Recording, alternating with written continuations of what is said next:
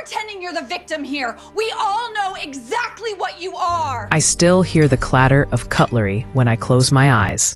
The sharp scrape of a fork against porcelain that night when my world split clean in two. Christmas lights glowed like small suns around the dining room, and yet the air turned cold as a blade. "Get out, old woman," my daughter-in-law shouted, her voice cutting through laughter and carols. "Your food is trash, just like you." I looked at my son, searching for the boy I raised, and he smiled as if it were a joke.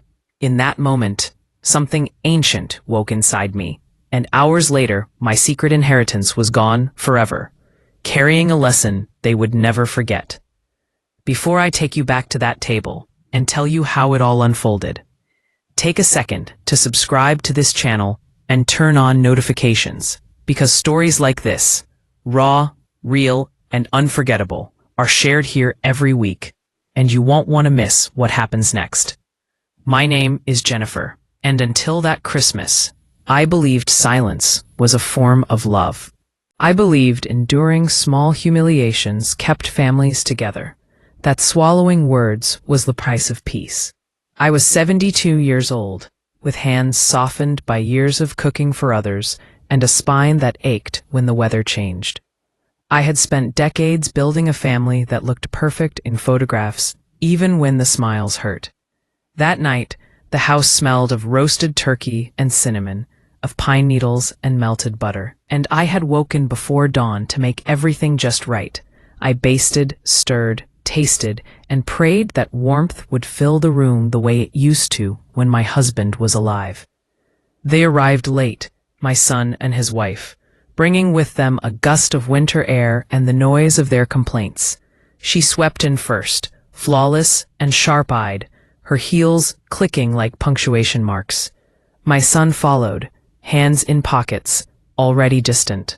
I greeted them with the practiced cheer of a woman who has learned not to expect too much. Gifts were exchanged, polite smiles flickered, and we sat. I served the food with care, placing plates down gently, as if tenderness itself might be contagious. Conversation skimmed the surface of weather and work, never touching anything real. Then it happened, sudden and loud, like a glass shattering. She tasted the food, pushed the plate away, and laughed. The words poured out of her, cruel and casual, and the room froze. "This is disgusting," she said, eyes sliding to me. "Your food is trash, just like you. Get out." The ornaments seemed to tremble. My heart thudded so hard I could hear it in my ears. I turned to my son, waiting for him to stand, to defend me, to say my name. He didn't. He smiled, a thin, easy smile, and shrugged as if to say it wasn't serious. In that instant, I understood a truth that had been circling me for years. Respect that must be begged for is already lost. Love that demands silence is not love at all. I felt myself step back inside my own body, as if I had been hovering somewhere else for a long time. I set my napkin down carefully. I did not cry. I did not raise my voice. I simply stood, wished them a Merry Christmas, and walked to my room while their laughter followed me down the hall. Behind the closed door, I sat on the edge of my bed and breathed. I thought of the girl I had been, stubborn and bright, of the woman who had survived loss and kept going. I thought of a promise I made to myself long ago, never to be small again. And I thought of the money I had never spoken about, the inheritance left to me by an aunt who believed in quiet strength. It sat untouched, a secret safety net, because I had always planned to leave it to my son. That night, the plan changed. I did not act out of anger, but clarity. I opened my old laptop, fingers steady, and logged into the account I rarely visited. I read the numbers without flinching. I thought of children who went to sleep hungry, of empty beds and cold nights, of futures that needed a chance. I transferred every cent to an orphan fund I had researched for years, but never supported openly. With each confirmation click, a weight lifted from my chest. By the time the transfer was complete, the house was quiet, and I felt lighter than I had in decades. Down the hall, they toasted and laughed, unaware that something irreversible had just happened. I lay back and stared at the ceiling, listening to the distant sound of music, and for the first time I slept without regret. I did not know then how quickly truth travels when money changes direction, or how silence becomes loud when expectations are broken. What I knew was this: dignity returned the moment I chose myself. The house felt different, less like a stage and more like shelter. I folded my cardigan, washed my face, and whispered a thank you to the woman I was becoming. Outside, snow tapped the windows like patient fingers, and the tree lights blinked on and off, steady and calm. I remembered holidays when laughter was gentle, when kindness was currency, when no one needed to dominate to feel tall. I promised that the next morning I would speak plainly, without apology, and accept whatever followed.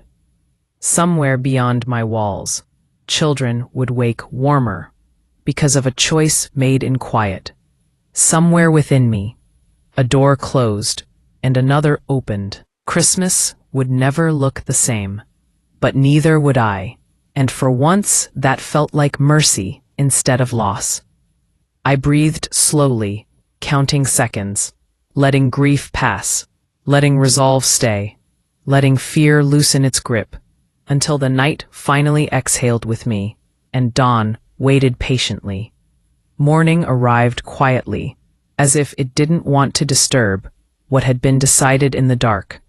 Pale winter light slipped through the curtains, and for a moment I lay still, listening to the house breathe. The floorboards creaked somewhere down the hall, followed by the clink of a spoon against a mug. They were awake. Life was continuing, unaware that its balance had already shifted. I rose slowly, joints stiff, but spirit steady, and dressed with care, choosing a soft gray sweater and a simple necklace my husband once bought me at a roadside stand. I wanted to look like myself, not the caricature they preferred. When I stepped into the kitchen, the smell of coffee filled the air. My daughter-in-law stood at the counter, scrolling on her phone, perfectly composed, as if the night before had been nothing more than background noise. My son sat at the table, jaw tight, eyes flicking up when he saw me. There was a flicker there, recognition maybe, but it vanished quickly. "Morning," he said, too casual. I returned the greeting and poured myself tea, my hands not shaking at all. Silence settled between us, thick and expectant. She broke it first, complaining about traffic, about plans, about nothing that mattered. I listened without reacting, watching how easily she filled space, how accustomed she was to control. At last, my son cleared his throat. "About last night," he began, then stopped. I waited. He didn't finish. The apology that almost formed died somewhere behind his teeth. I nodded once, not to forgive, but to acknowledge that the moment had passed. Breakfast ended without resolution, and they left soon after, coats on, faces already elsewhere. The house felt enormous once the door closed. I washed the dishes slowly, each plate a reminder of how much effort I had poured into people who saw me as furniture. When the sink was empty, I sat at the table and opened my notebook, the one where I kept lists and thoughts I never shared. I wrote a single sentence. "I choose where my love goes." It felt like a vow. I didn't know how long it would take for them to discover what I had done, but I knew the reckoning would come. Money has a way of revealing priorities with brutal honesty. It came sooner than I expected. That afternoon, my phone buzzed with a message from my son, short and sharp. "Did you move the funds?" My tea cooled as I read it. I replied simply, Yes. A minute passed, then another. Then the phone rang. I let it ring 3 times before answering. His voice was strained, disbelief cracking through. He demanded explanations, accused me of being dramatic, of punishing them over a joke. I listened until he finished, then spoke calmly. I told him about respect, about choices, about consequences. I told him the money was gone, and with it the leverage they thought they had over me. The shouting came next, his wife's voice bleeding through the speaker, words tumbling over each other, anger and fear tangled together. They asked how I could do this to them, how I could be so selfish. I smiled, a small, private smile. I didn't do it to you, I said. I did it for children who need it more. The line went dead shortly after. I sat there, heart steady, surprised by how little it hurt. News traveled fast through the family grapevine. By evening, my sister called, then a cousin. Each conversation a variation of shock and judgment. I answered politely, repeating the same truth until it lost its edge. That night, alone again, I thought about my aunt, the woman who left me the inheritance. She had lived quietly, loved fiercely, and once told me that money was only powerful when it followed values. I hoped she would have approved. The days that followed were strange and bright, without the constant tension of expectation. I found space to breathe. I walked in the park, volunteered at the local library, baked bread just for myself. And then, one afternoon, the doorbell rang. I knew who it was before I opened it. My son stood there, shoulders slumped, eyes red. His wife lingered behind him, arms crossed, pride battling desperation. They stepped inside without invitation, the house no longer feeling like theirs. He spoke first, words tumbling out, apologies tangled with excuses. She followed, her tone softer than I'd ever heard, asking if there was any way to reverse it. I listened, really listened, noting what they said and what they didn't. There was regret, yes, but it circled the loss of money, more than the loss of respect. When they finished, I told them no. I told them some lessons are too important to unlearn. I told them love without kindness is hollow. They stared at me as if seeing a stranger. When they left, the silence felt earned. I sat by the window, watching the sky fade to pink, and thought about the children whose lives would change because of a decision made in pain and clarity. I didn't feel victorious. I felt complete. For years, I had been shrinking to fit a space that never honored me. Now I expanded, not loudly, but fully. I knew the lesson would follow them long after anger cooled, long after pride cracked. And I knew I would be fine. More than fine. I had reclaimed my voice, and with it, my future. Outside, the first stars appeared, steady and unapologetic, and I realized that some inheritances are meant to be given away, so others, including yourself, can finally receive what was missing all along. Time has a way of stretching after a rupture, not rushing to fill the space, but examining it, testing whether it will hold. In the weeks after that visit, my days settled into a rhythm that felt earned rather than imposed. I woke early, not from anxiety, but habit, and made my tea while the house still slept. I read the paper slowly, savoring sentences the way I once tasted soup, checking for balance and depth. The phone stayed quiet for longer stretches, and when it rang, I chose whether to answer. That choice, simple as it was, felt revolutionary. My son called again, this time alone. His voice was softer, stripped of bravado, the way it used to sound when he was a boy confessing to a broken window. He asked if we could meet, just the two of us. I agreed, not out of obligation, but curiosity. We chose a cafe halfway between our homes, neutral ground, when I arrived. He was already there, staring into a cup gone cold. He looked older than I remembered, lines etched deeper by disappointment. We spoke carefully at first, circling safe topics. Then he sighed and told me he hadn't slept well since Christmas. He said he kept replaying the moment at the table. My face when the words landed, his own smile frozen in place like a bad photograph. He admitted he hadn't known how to intervene, that it felt easier to pretend it was nothing. I listened without interrupting, noticing how confessions still sought absolution. When he finished, I told him something I had learned late in life. Silence is a decision. Choosing not to act is still choosing. He nodded, eyes wet, and for the first time I saw shame that wasn't performative. It didn't erase the past, but it cracked it open. We parted without resolution, but with honesty, and that mattered. Days later, a letter arrived from the orphan fund, a simple thank you with photographs of smiling children holding books and blankets. I traced their faces with my finger, imagining the warmth that would reach them. I framed one photo and placed it on my desk. It reminded me that impact doesn't need witnesses to be real. Each morning, it greeted me like proof.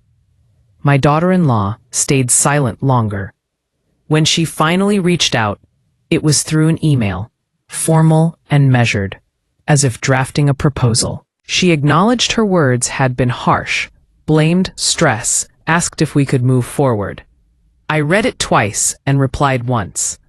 I told her forward movement requires a shared direction, and mine had changed. I wished her well.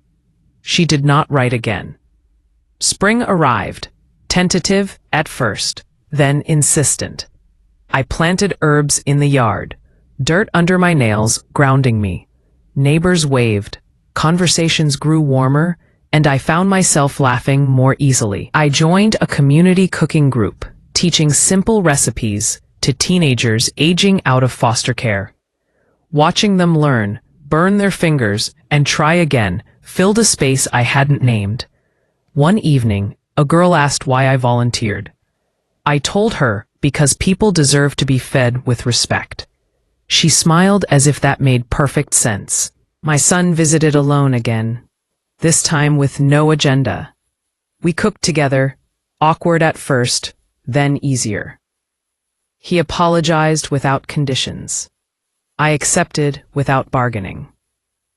Trust, I knew, would take time, but time was something I finally felt rich in. He asked about the money once, carefully. I told him it was gone and stayed gone. He nodded, disappointment passing like a cloud, not lingering. We talked about his work, his doubts, the marriage he was now examining with open eyes. I didn't offer advice. I listened.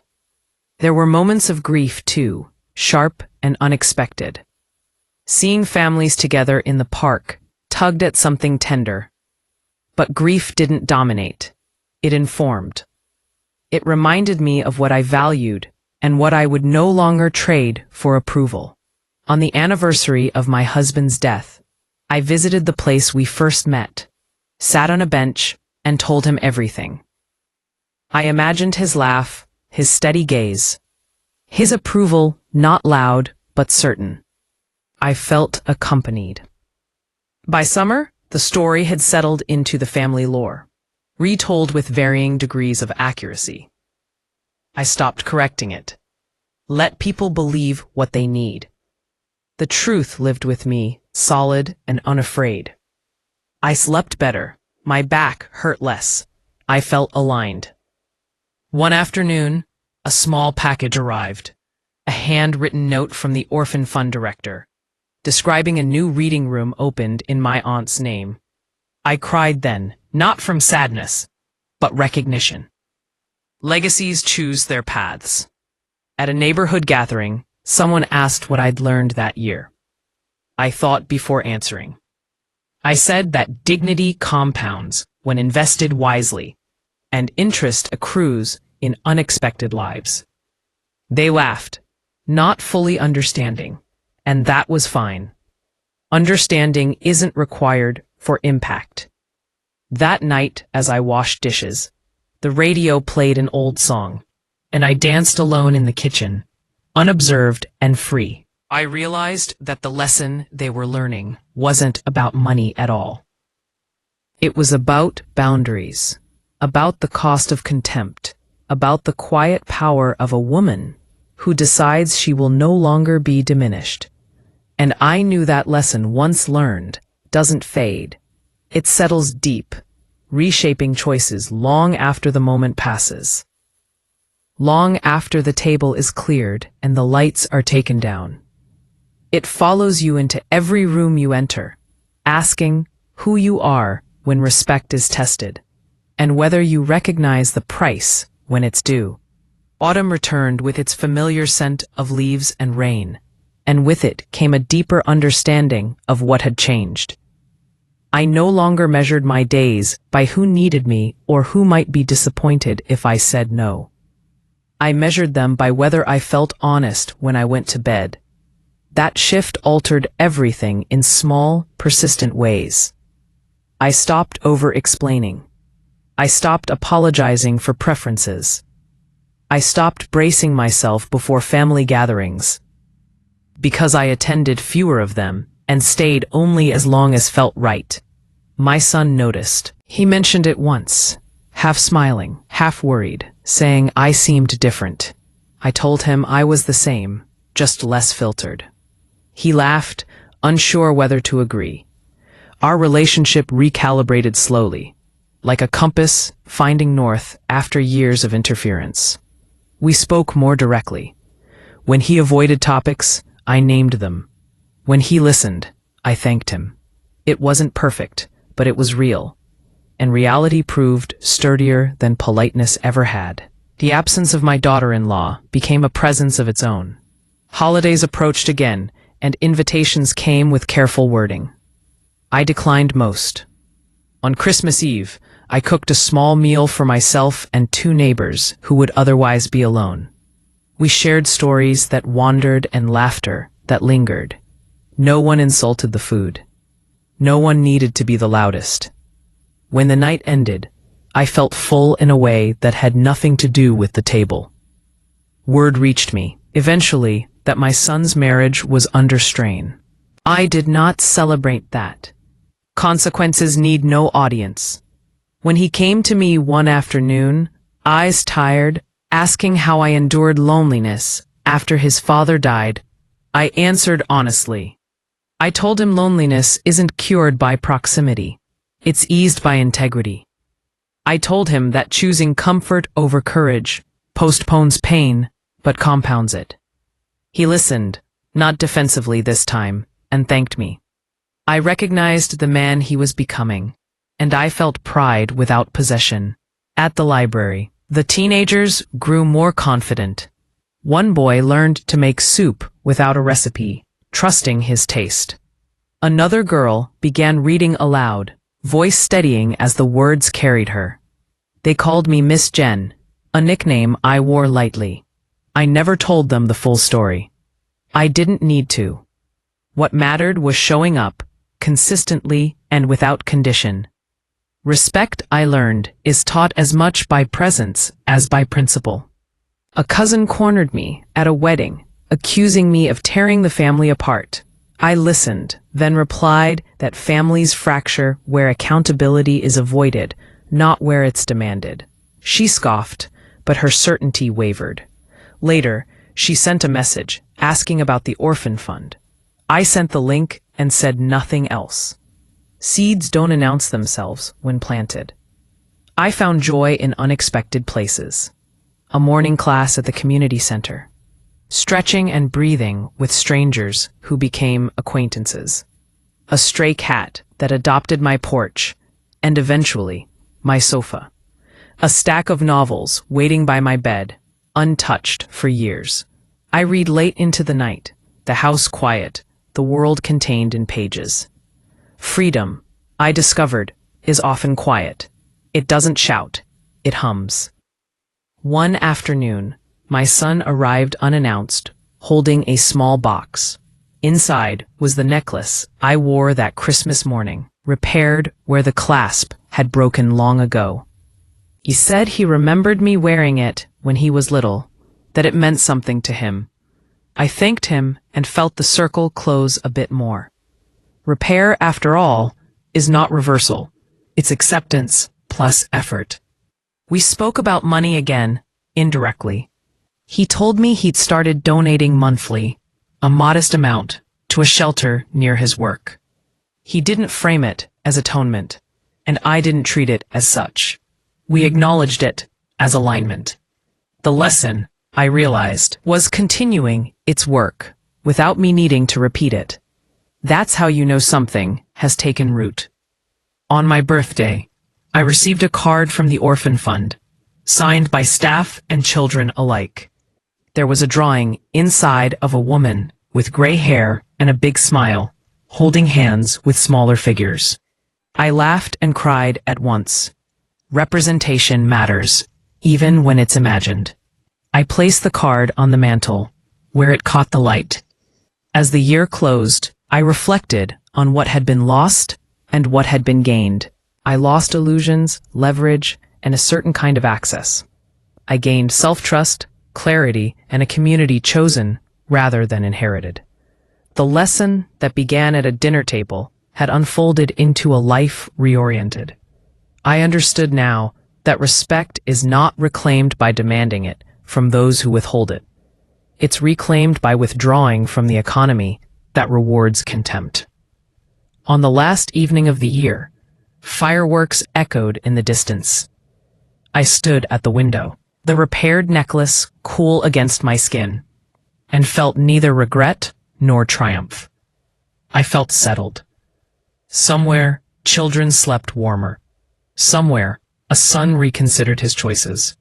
Somewhere, a woman learned that kindness without boundaries is an invitation to harm, and boundaries without cruelty are a form of grace. I turned off the lights, let the quiet in, and stepped forward into a future that felt, at last, entirely my own. Winter settled again, not as an echo of that first rupture, but as a new chapter written in steadier ink. I noticed how differently I moved through familiar rooms now, how my shoulders no longer tightened at the sound of my phone. When it rang, it was often someone I wanted to hear from, or no one at all, and both options felt acceptable. I learned to enjoy the absence of urgency. Life, when not constantly negotiated, expands into its corners. My son and I developed rituals that belonged only to us. A walk on Sundays when weather allowed, hands tucked into coats, conversation unforced. He spoke more about his thoughts than his plans, a subtle but meaningful change. He admitted he had begun therapy, not because anyone demanded it, but because he wanted to understand the reflexes that had guided him into silence. I told him courage often looks like curiosity first. He smiled at that and wrote it down in his phone, as if it might be useful later. The distance with my daughter-in-law remained respectful and wide. When we crossed paths at a family event, we exchanged polite words and nothing more. There was no hostility, only an acknowledgement that not all bridges are meant to be rebuilt. I felt no need to win her approval or prove my worth. Worth, I had learned, is not negotiated. It's recognized. At the cooking group, the teenagers planned a small fundraiser dinner, insisting I help. We chose simple dishes and set long tables, mismatched chairs pulled together with optimism. The night of the event, laughter filled the room, and the food disappeared quickly. Watching them serve others with pride stirred something deep and steady in me. This was continuity, not replacement. Giving had opened a channel that kept flowing. A letter arrived from my bank, a routine statement that once would have triggered anxiety. I skimmed it and set it aside, unmoved. Security, I realized, is not a number, but a posture. It's the confidence that your values will carry you through decisions, even costly ones, especially costly ones. There were moments when old habits tugged at me, a reflex to smooth things over, to offer help unasked, to accept slights as the price of belonging. Each time I paused and asked myself a simple question: does this align? If the answer was no, I declined gently. The world did not end. In fact, it often improved. My son called one evening to tell me he and his wife were separating. He spoke carefully, without blame, describing a mutual decision reached after difficult conversations. I listened, offering presence rather than solutions. When he finished, I told him I loved him and that growth is rarely painless. He exhaled a long sound of relief and said he felt lighter already. I recognized that feeling. In the weeks that followed, he leaned on me in measured ways, respecting my boundaries, grateful for them even. We cooked together again, familiar rhythms returning with new understanding. He asked questions about his father, about choices and regrets. I answered honestly, not polishing the past. Truth, I found, builds trust faster than reassurance. Spring hinted at its return, and with it came invitations I accepted with intention. A lecture at the library, a volunteer appreciation dinner, a neighbor's birthday. I dressed for myself, spoke when I had something to say, listened when I didn't. People responded in kind. Respect met respect. It was disarmingly simple. One afternoon, I visited the Orphan Fund's new reading room. The walls were bright, the shelves sturdy. Children waved, some shy, some bold. A little boy handed me a book and asked me to read. I did, my voice steady, the words finding their way. When I finished, he clapped as if I'd performed a magic trick. In that moment, the chain of cause and effect felt tangible and good. Driving home, I thought about lessons and how they endure. The one my son and his former wife learned was not about punishment, but about consequence and character. It would surface whenever they chose words, whenever they weighed silence against action. It would follow them into future relationships, asking quietly what they valued most. At home, I made soup and ate it slowly, savoring the warmth. The cat slept in a patch of sun, unbothered by history. I wrote in my notebook again, adding another sentence beneath the first. Alignment is peace. I closed the book and felt the truth of it settle. As the season turned, I understood that what began as humiliation had transformed into instruction, not just for others.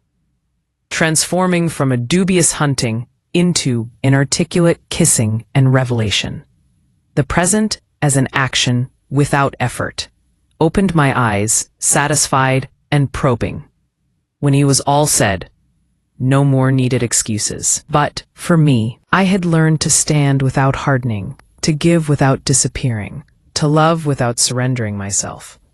That balance, once found, became a compass, and with it, I moved forward, unafraid of tables and titles, carrying a lesson that would last as long as I did, and longer still in the lives it touched.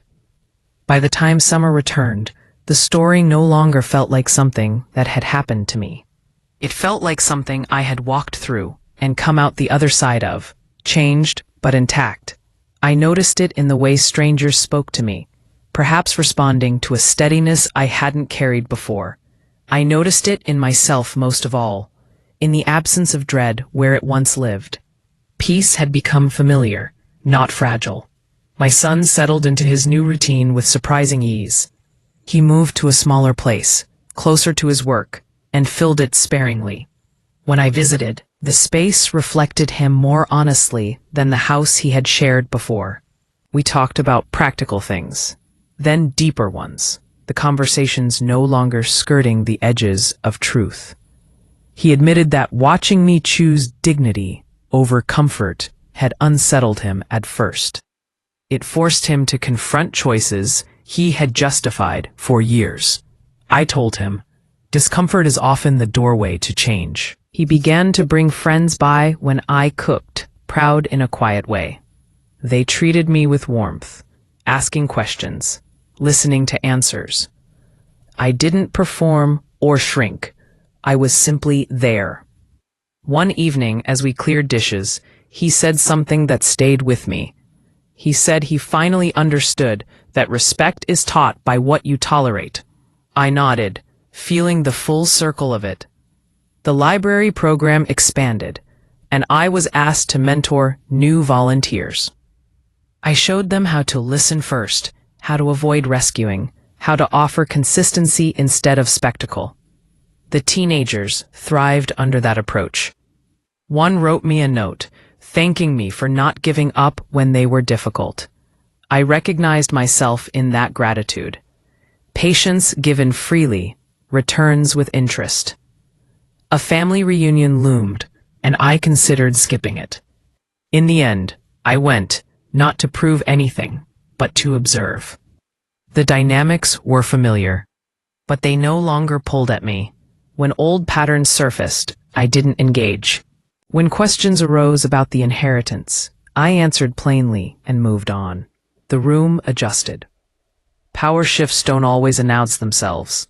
Sometimes they simply change the air pressure. Late that night, my son sat beside me on the porch, fireflies blinking in the dark. He said he feared becoming someone who watched harm happen and called it peace. I told him awareness is the antidote to repetition. We sat in companionable silence, the lesson between us, not heavy, but present. I received updates from the Orphan Fund regularly now. School attendance up, health improving, a new well dug. Each message felt like a continuation rather than a reminder. The money had moved, but its purpose stayed active, alive. I thought about my aunt again. How she would have smiled at this kind of return. Some gifts reveal their true intention only after they're passed on. There were still lonely moments, but they no longer frightened me. Loneliness became a signal, not a sentence, nudging me toward connection or rest as needed. I trusted myself to interpret it. That trust was new and precious. One afternoon, my daughter-in-law's name appeared on my phone. I hesitated, then answered. Her voice was careful, stripped of edge. She said she wanted to apologize without asking for anything. She said she had been cruel, and she was sorry. I thanked her for saying so. We didn't rehash the past. We didn't plan a future. We ended the call with a simple goodbye. It was enough. As autumn approached again, I prepared for the anniversary of that Christmas with intention. I volunteered that day, cooked that evening, and lit a candle before bed. I honored the woman I had been and the one I had become. Transformation, I realized, is rarely loud. It's cumulative, built from small, resolute choices. I slept deeply that night, dreams untroubled. In the morning, sunlight filled the room, generous and warm. I made tea and stood by the window, watching the day begin. The lesson that started with cruelty had matured into clarity. It would remain with them, yes, but it lived most fully in me. And that, I knew, was the truest inheritance of all. The final year turned quietly, without drama demanding attention. And that was how I knew the lesson had settled where it belonged. Life no longer revolved around proving anything. It revolved around living in alignment with what I had learned, and that alignment guided even the smallest decisions. I noticed it when I chose rest without guilt, when I spoke honestly without rehearsing, when I let silence exist without rushing to fill it. These were not grand victories, but they were permanent ones. My son grew into himself in visible ways. He laughed more easily, listened more closely, and apologized faster when he was wrong. Watching him unlearn habits passed down unconsciously felt like witnessing a quiet redemption. He told me once that the moment he realized the inheritance was truly gone was the moment something in him shifted forever. Not because of the money, but because he understood it had never been guaranteed. Respect, he said, suddenly felt fragile in the same way. I told him that fragility is what makes care necessary. We spent one afternoon sorting through old photos. He paused on an image of me decades earlier, standing in a kitchen, much like the one where everything unraveled, smiling without effort. He said he hoped to raise any future children with that kind of ease, not the kind built on fear or control. I told him that ease comes from consistency, from knowing where you stand even when no one is watching. He nodded, absorbing it the way children do when something finally clicks. At the library, one of the teenagers aged out of the program and invited me to her graduation. I sat in the audience, clapping as her name was called, tears blurring the stage. She spotted me and smiled, a private acknowledgement. Later, she hugged me and whispered, "Thank you." I thought about how many quiet thank yous move through the world unseen, powered by choices made in moments of clarity. That knowledge steadied me. Another Christmas approached, and I felt no dread. I decorated simply, cooked what I loved, and invited people who treated me with care. My son came by briefly, exchanged gifts, stayed for soup.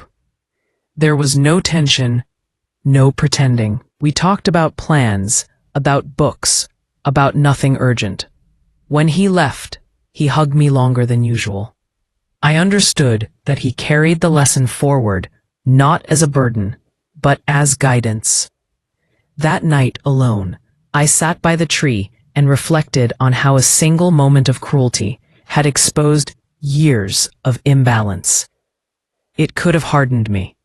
Instead, it clarified me.